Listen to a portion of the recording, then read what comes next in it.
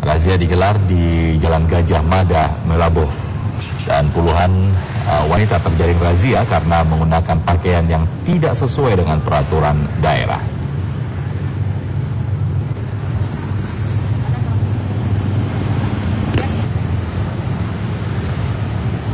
Mereka yang terjaring razia akan didata dan diberikan pembinaan.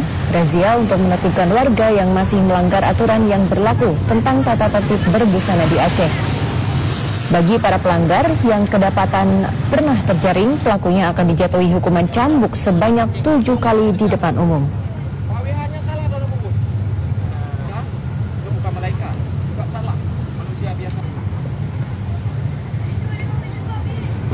Belanja apa?